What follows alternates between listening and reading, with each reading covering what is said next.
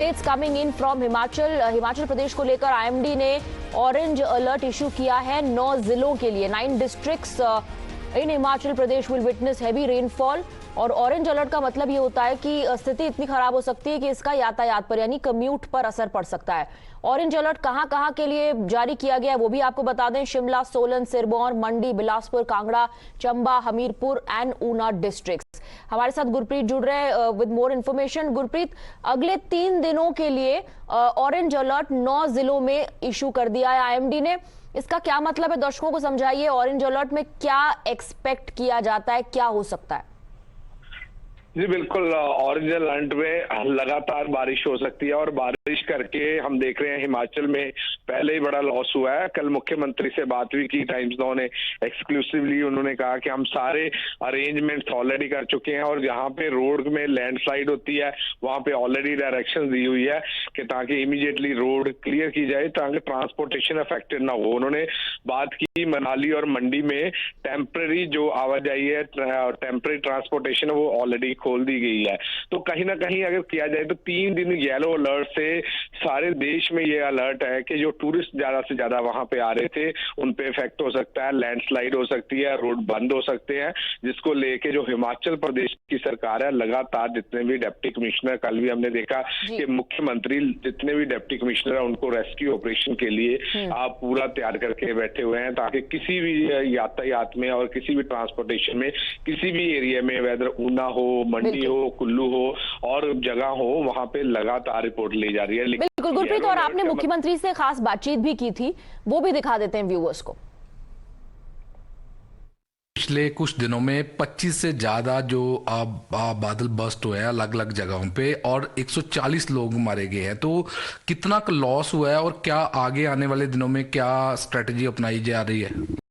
देखिए, भगवान का शुक्र है कि ये जो बाढ़ आई है ये दिन के समय आई।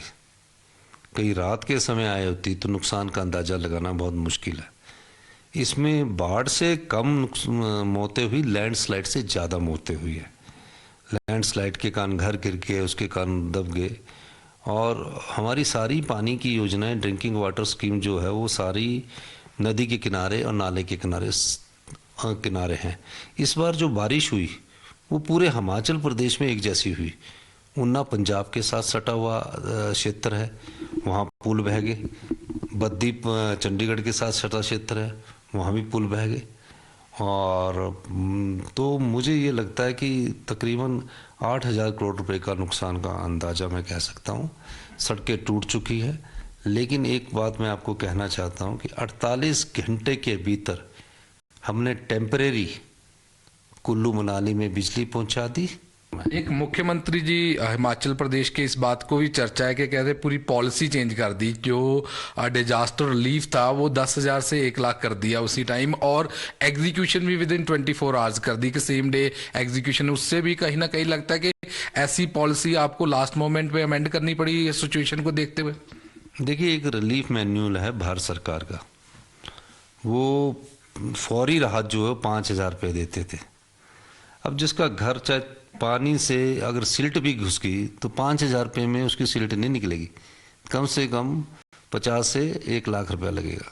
और जिसका एक दीवार टूट गई, अगर हम सोचे 5,000 से फौरी राहत से होगा, क्योंकि उसका पूरा पिलर ही हिल गया। तो मैंने इस चीज़ को, जब मैं बाढ़ पीड़ितों से मिल रहा था, उन लोगों से मिल रहा था, मैंने महसूस किया।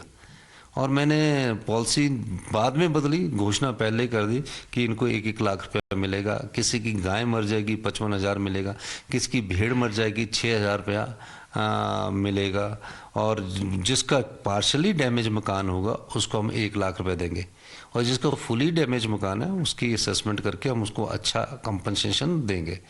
तो 1-1 लाख रुपए की मैंने घोषणा की। उसके बाद जब मेरे पास रिलीफ मैन्यूअल आया, भारत सरकार का आया, स्टेट का आया, तो मैं बोला इस नियम में परिवर्तन करना पड़ेगा। तो उस नियम को मैंने परिवर्तित करके उन गरीब लोगों को राहत पहुंचाने का हमने सोचा है। जो